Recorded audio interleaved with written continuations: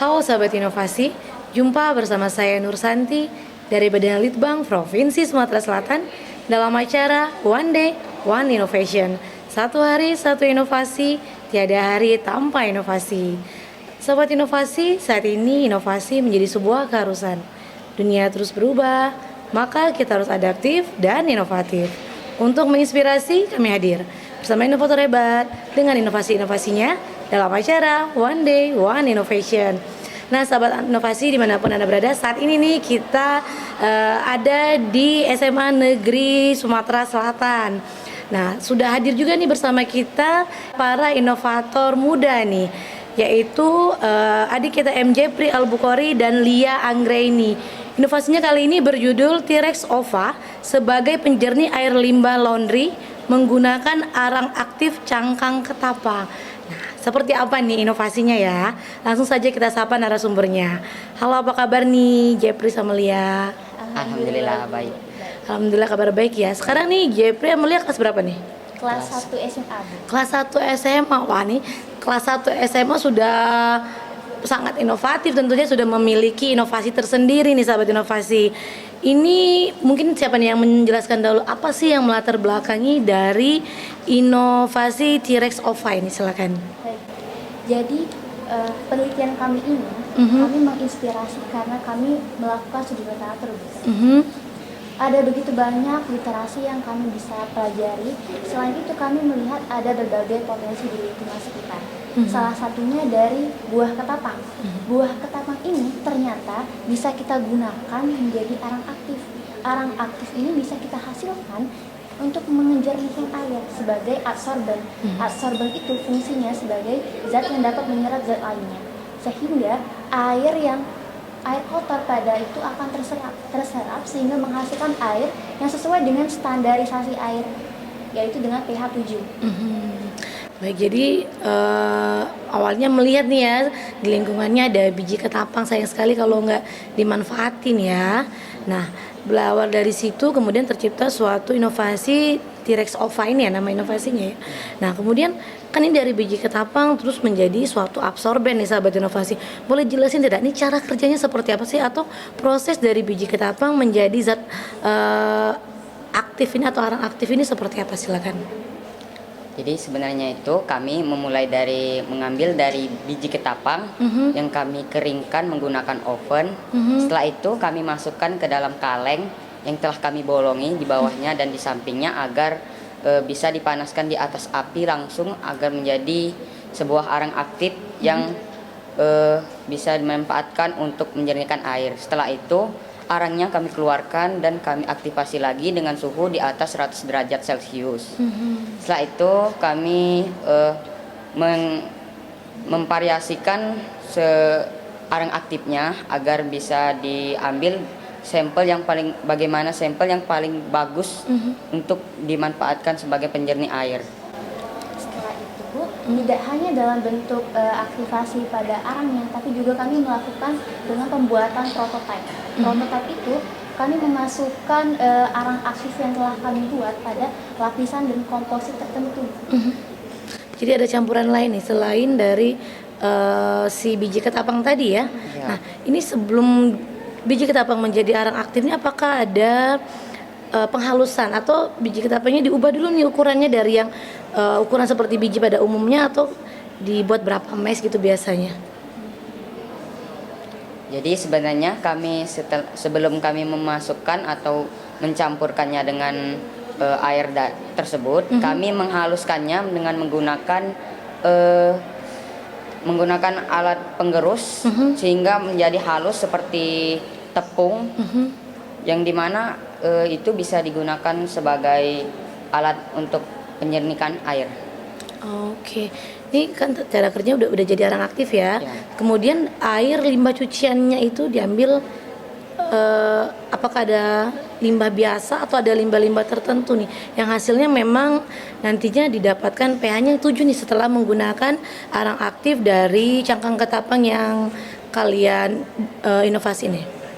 Untuk air limbah laundrynya sendiri, Bu, kami kan mengambilnya melalui hasil limbah laundry.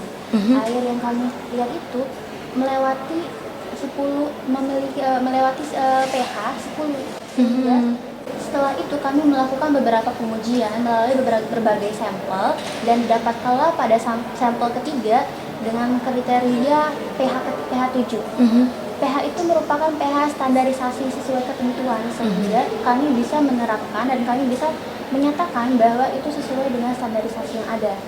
Oke, karena ini sahabat inovasi seperti yang kita tahu ini, karena kan pH 7 itu adalah pH normal ya, pH normal air, karena sebelumnya tadi dijelaskan nih kalau air cucian pH-nya itu ternyata sampai 10 ya.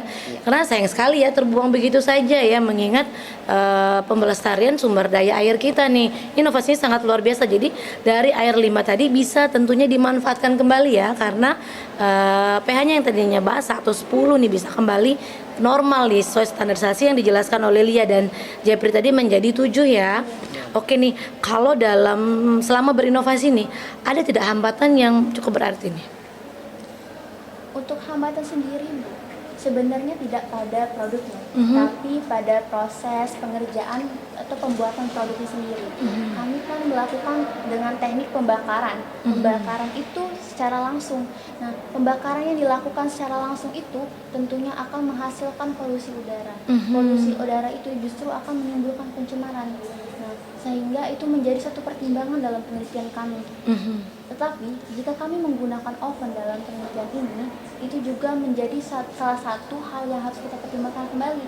Karena jika oven kita menghangatkan itu dalam suhu tertentu, dalam waktu tertentu, dan itu akan justru membuat oven itu menjadi rusak. Nah, ada banyak faktor yang bisa kita perhatikan. Selain itu, penelitian ini dapat kita implementasikan dalam kehidupan masyarakat sehari-hari. Tidak hanya masyarakat dengan klaster tinggi, tapi juga dengan klaster menengah, sehingga semua dapat menerapkannya. Dan kalau pencemaran air itu sendiri, jika limbah laundry itu terus mengalir dan tidak bisa kita hambat, itu justru akan juga menimbulkan pencemaran air. Pencemaran air itu yang akan berujung pada pemanasan global, apalagi dengan masalah-masalah yang telah ada di saat ini. Oke nih, mungkin berarti dari tentunya dalam inovasi ada plus minusnya juga ya. Plusnya tadi tentunya bisa mengurangi limbah dari air cucian nih. Nah, mungkin minusnya bisa menjadi semangat baru nih untuk mencari inovasi baru, bagaimana sih untuk mengurangi tadi dari asapnya tadi ya, sehingga tidak bisa menjadikan suatu polusi nih. Jadi bisa ada ide yang baru, tentunya kita tunggu juga nih ya ide-ide yang selanjutnya nih. Nah, mungkin untuk harapan kedepannya nih seperti apa nih, mungkin dari Lia atau Jepri nih?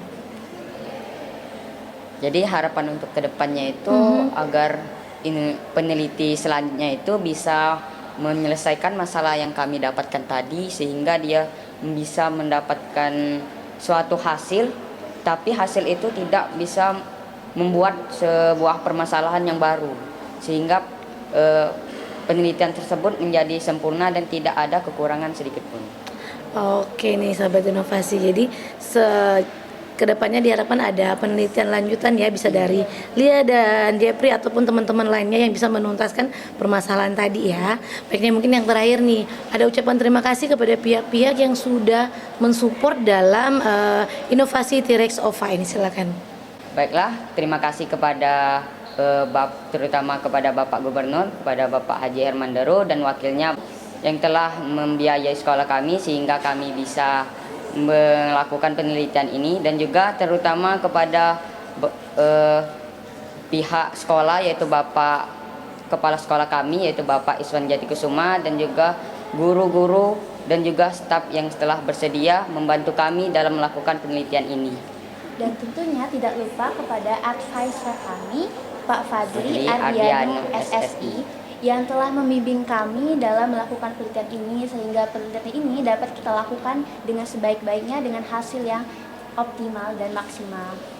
Oke nih sahabat inovasi, tentunya belajar nih dari adik-adik cilik kita nih yang baru kelas 1 SMA ya, sudah memiliki jiwa yang inovatif nih, bahwa dengan melihat permasalahan yang ada bisa menciptakan suatu produk inovasi yang bisa bermanfaat bagi kita semua tentunya.